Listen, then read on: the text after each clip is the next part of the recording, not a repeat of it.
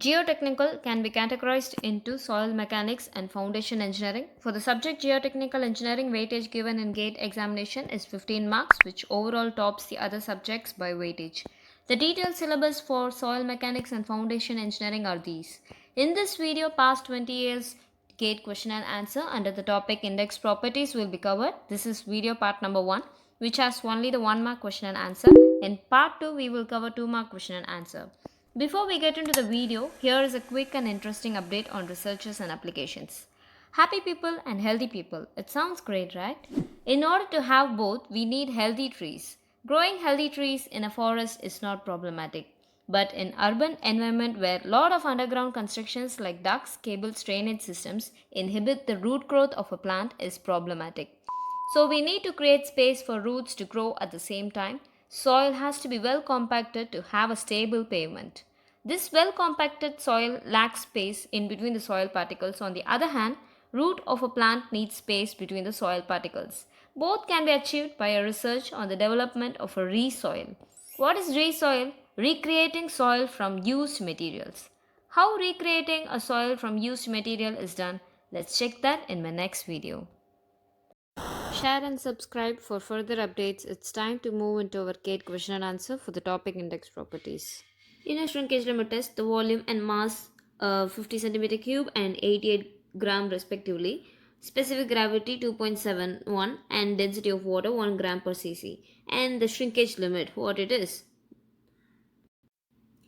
So here let's understand what is shrinkage limit. Shrinkage limit is nothing but a water content.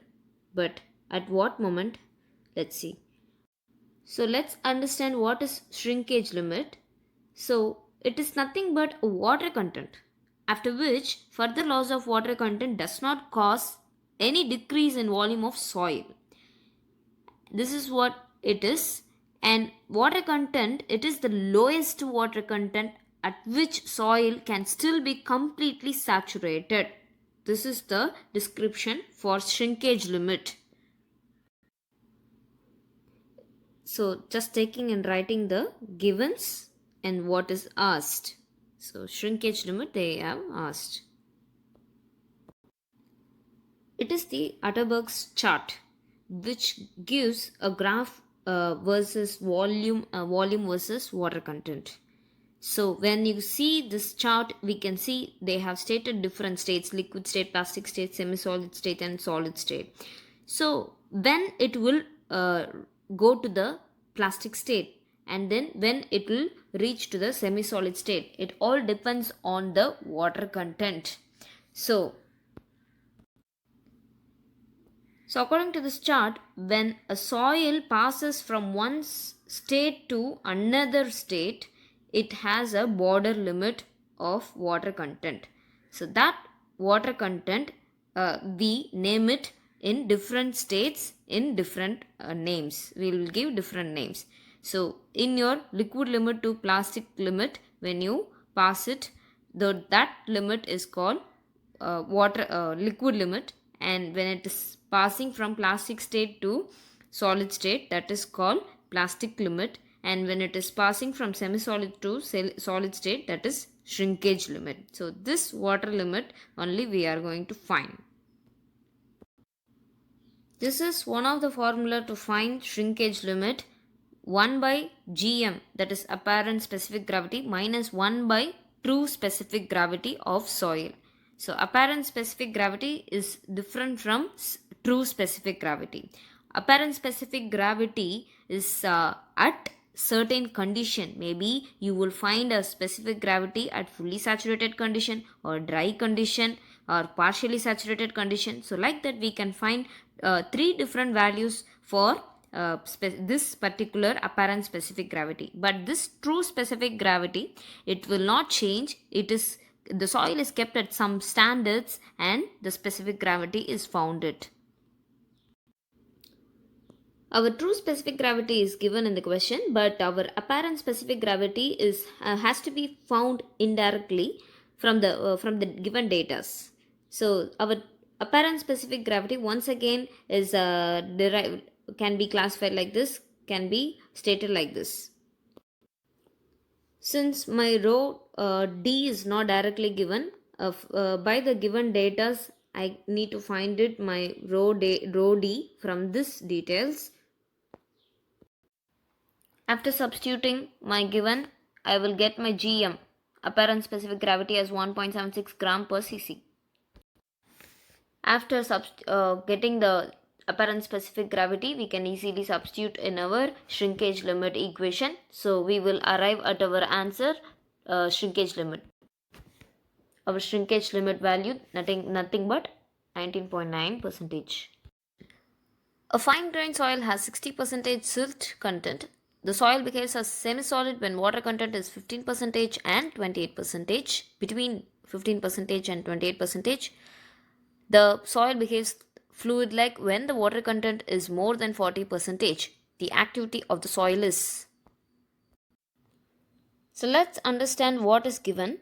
It is our Atterbuck's chart. So this, according to this Atterbuck's chart, let's see what they have given. The soil behaves between WCS, that is shrinkage limit, and plastic limit. Between this, the soil behaves as semi-solid. So they are talking about semi-solid. So between 15% and 28%, it behaves as semi-solid. So we can, from the data, we can understand the lowest water content, that is 15%, is nothing but the shrinkage limit, and 28% is nothing but the plastic limit. And also one more data they have given, beyond which it behaves like a liquid state, that is after this water content it will behave like liquid state. So WL they have given, liquid limit they have given it as 40%. So based on the given data, we can take and write it like this, WS, WP, WL. And also one more data they have given it as silt. Silt content is 60%, and they stated that it is a fine grained soil. So basically we know fine grained soil is composed of clay and silt. So fine grained soil is nothing but clay plus silt. So whatever amount quantity that we have taken for our sample, that is silt has 60%. That means 100 minus 60% will be our clay. So clay is of 40%. In this particular question, they are asking for activity. So activity has a formula IP by C. Nothing but plasticity index by clay percentage. So clay percentage is nothing but whatever sample we have taken, it is 100%. So in that, what amount of clay is there? That is what clay percentage.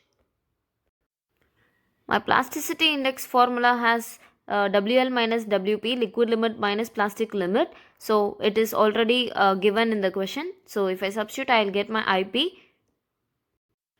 So if I just substitute in the activity formula IP by clay, I can easily find my activity number as 0.30. If we just check the option, we can say our answer is C. Question: the liquid limit LL, plastic limit PL, and shrinkage limit SL of a cohesive soil satisfy the relation. They also represent liquid limit by WL and plastic limit by WP and shrinkage limit by WS. Let's look into the Atterbuck's chart. By Atterbuck's chart, we can say WS is the least water content and WP is next least and WL is the greatest of water content. So according to the Atterbuck's chart, we can arrange our water content like this. According to option B, our Atterbuck's limit is correct by B option. Question: the void ratios at the densest, loosest and natural states of sand deposit are 0.2, 0.6 and 0.4 respectively. The relative density of the deposit is. So let's try to understand what is given. At loosest state void ratio they have given. So it is nothing but it is E max, maximum void ratio. Okay. So at densest state they have given a void ratio, that is nothing but minimum void ratio, and at natural state it is as usual, it is a normal void ratio they have given. So they have asked for relative density. It is represented by alphabet like this, ID, and we can easily substitute in this formula because we know all the void ratios. So if we just substitute the given, we can find our ID to be 50%. By the given options, we can say our answer is option number C. The following data were obtained from the liquid limit test conducted on a soil sample. So they have given a test result that is conducted in the lab. So they are asking for liquid limit. So liquid limit is nothing but the water content that is corresponding to 25 number of blows. So it is very simple that we can say our C option 61.9 is the liquid limit.